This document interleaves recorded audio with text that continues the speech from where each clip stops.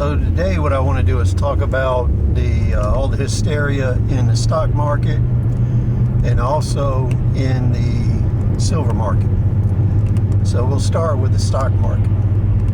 Now, with the GameStop phenomena, AMC and all that, what people seem to forget is there are large hedge funds, venture capital companies, and large individuals that are on both sides of those trades. So on one side, we have hedge funds that are shorting that stock. On the other side, we have large institutions which own large blocks of that stock.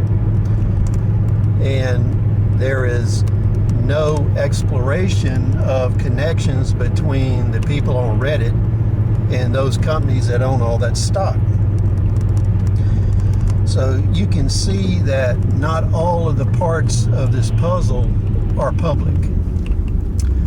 And while the people on Reddit are making a lot of money on their GameStop stock at this moment in time, so are the large conglomerates like BlackRock. Because a lot of these other entities have large amounts of the stock that they own. So they're also making billions of dollars in profit. So on Wall Street, there's always takers on both sides of these stock bets. So never forget, they're playing both sides of this. And in a lot of cases, they may be using these individuals to run the market up, intentionally or unintentionally. Now, the next thing I want to do is talk about the silver market. Now, there's a lot of activity on the paper side of silver. And what a lot of people new to the market don't really understand is that the paper market represents bets on silver that doesn't really exist. And on a lot of these securities, you're allowed to pay cash rather than coming up with actual physical metal. Some you're not. So that's really an artificial market designed to control the price of silver and manipulate the market. Now on the physical side, there is not much physical silver in existence compared to the paper market. And nobody really knows how many ounces of silver exist versus how many ounces exist in the paper market. But it's got to be massive difference. So when we look at physical silver trading, everybody talks about the ask and bid price and how it's moving apart, which shows there's liquidity issues.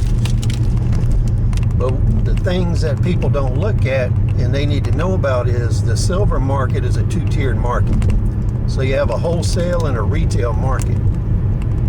The ask and the bid is really the wholesale market. And in reality, the buying price a lot of times is way below spot. And I'll explain to you how that happens.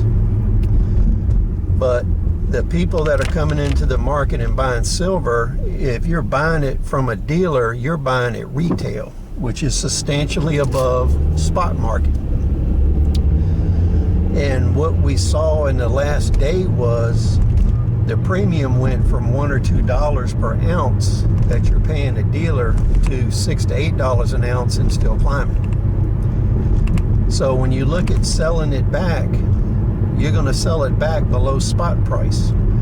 So as the premiums increase, it makes it more and more difficult to get your money out of silver when you sell it.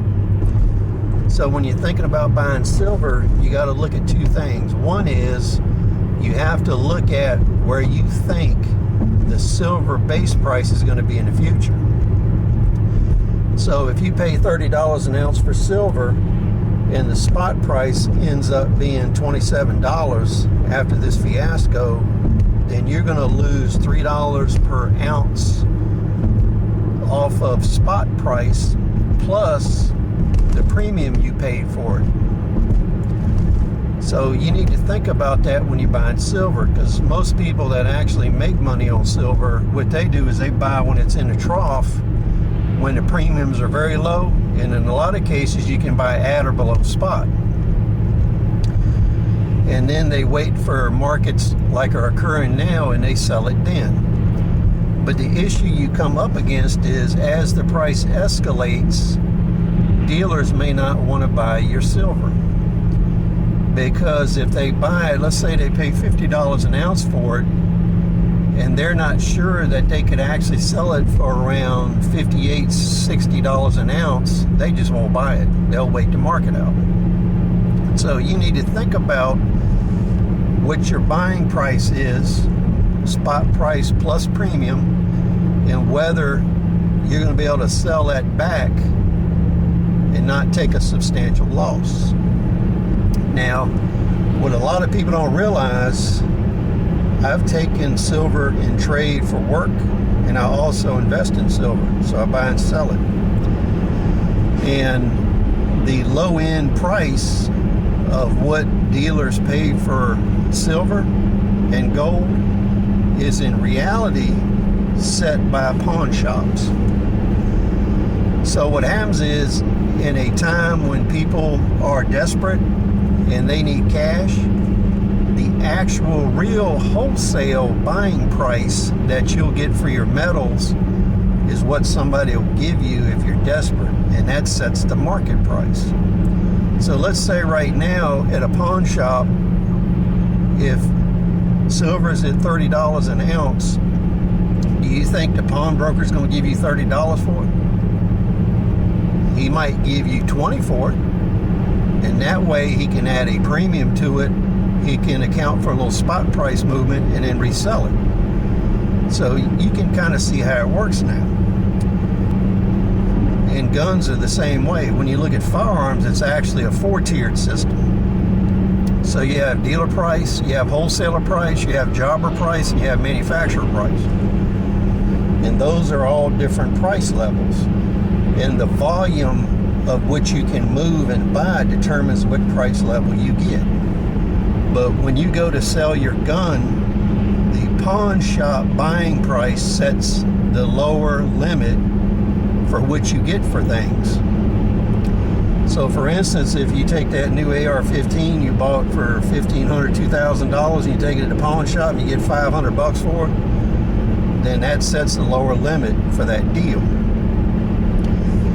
So where this takes us is, if you are invested and you want to turn your silver over, you're better to have person-to-person transactions after you purchase it, because then you're working in the retail price levels.